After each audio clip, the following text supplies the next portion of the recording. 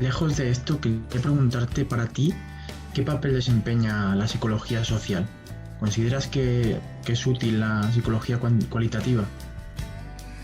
La seguridad social, la seguridad cualitativa. Yo tengo un... Vamos a ver, lo primero es definir qué es la psicología social, que yo no lo tengo muy claro. Vamos, yo creo que sí lo tengo claro, pero que yo no tengo muy claro que los psicólogos sociales lo tengan muy claro.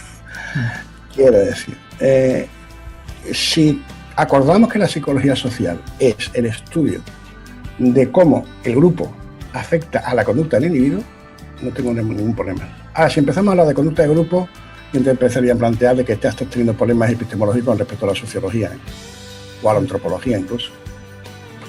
Entonces, quiere decir, ¿cuánto hay de psicología social, cuánto de antropología y cuánto de sociología hay en muchos de los trabajos de psicología social? ¿Vale?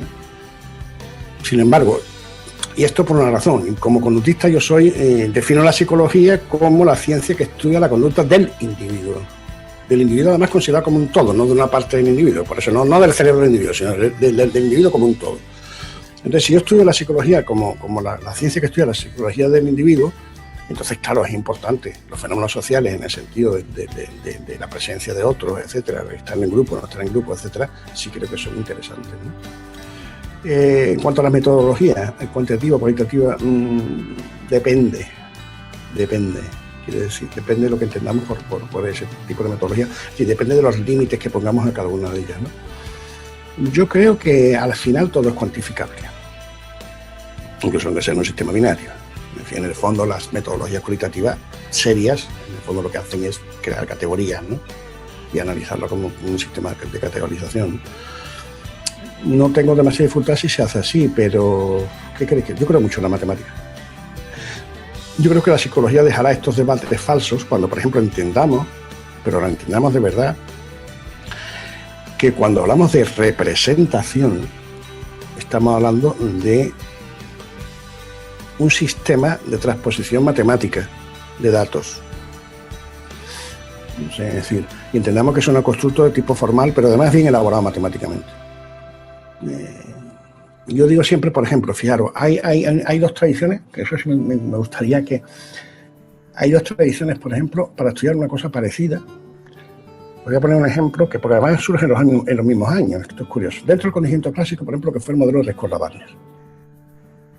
En el modelo de Escola-Barner, en definitiva, al final, es cómo compite los distintos estímulos que hay en el ambiente por convertirse en predictores de la llegada de ley. En el fondo es un modelo que trata de hacer eso, ¿no? Es decir, cómo compiten unos estímulos con otros, ya sea en una situación de bloqueo, de ensombrecimiento, etcétera. Es interesante. ¿Cuál es el modelo? O sea, ¿cuál es la dirección que elige el modelo de Escola-Barner? Bueno, el modelo de Escola-Barner lo que elige es el modelo de medir una variable teórica, que es la fuerza asociativa. Y a partir de la variable fuerza asociativa deduces la conducta. Es decir, se supone, por ejemplo, que en aquellos grupos donde aquellos estímulos que tienen mayor fuerza asociativa, pues producirán más respuestas, si es excitatorio, que aquellos otros que... Bien, esa es una vía. Claro, lo malo de esta vía es que fuerza asociativa pues no está bien definida. Es una especie de correlato interno de la conducta, ¿eh?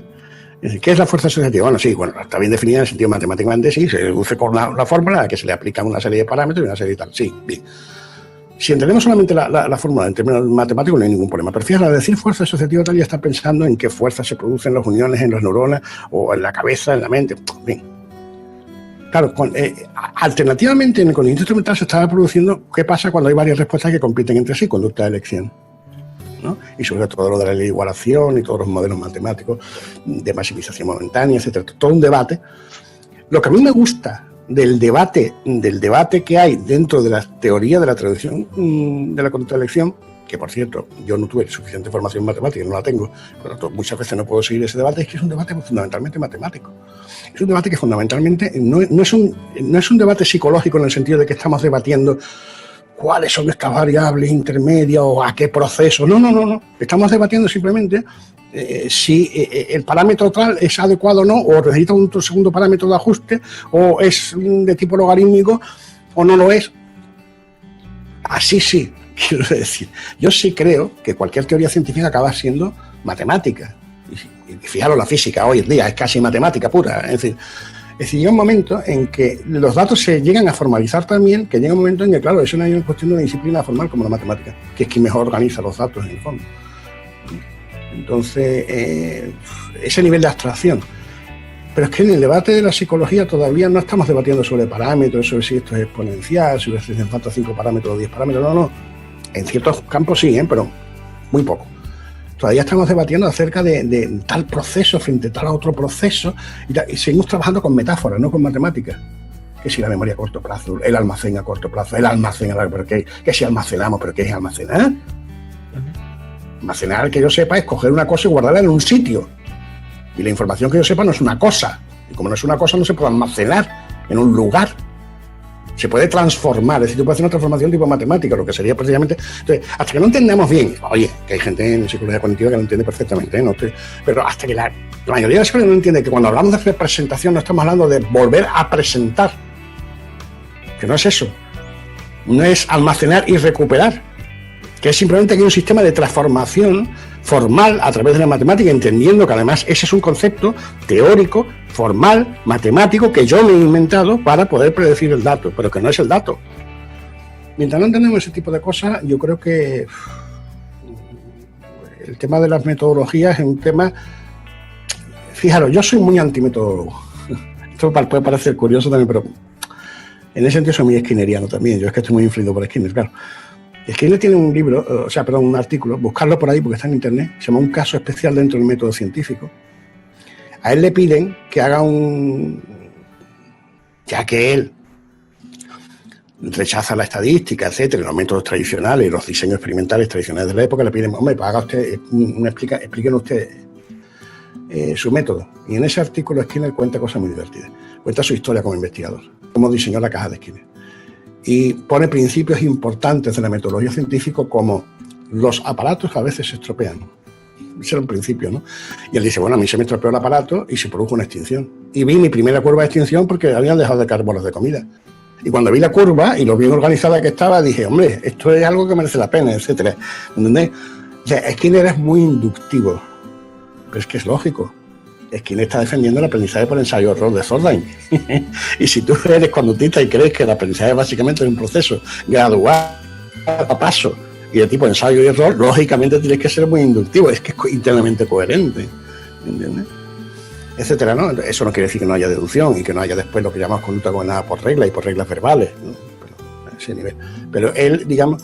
Entonces, yo creo que el problema de la metodología, por ejemplo, vosotros habéis hecho alguna vez una pregunta de ¿por qué en psicología existen las asignaturas de metodología?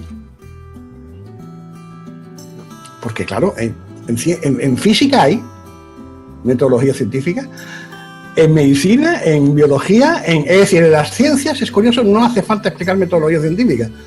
Y en aquello que creemos que somos ciencia, que en el fondo sabemos que no lo somos, pues tenemos que crearnos de alguna forma el relato de que lo somos a través de una disciplina específica de metodología. Hombre, como yo digo, no hay mejor metodología que la implícita, es decir, que la que se aprende haciéndola. Claro, cuando hay que enseñar tanta metodología es porque la gente no lo hace implícitamente, porque la mayoría de las cosas que hace el psicólogo no son científicas. Y por eso hay que enseñarle metodología para que eso que no es científico lo, digamos, de alguna forma adorne de científico. ¿Qué es lo que hizo Wundt?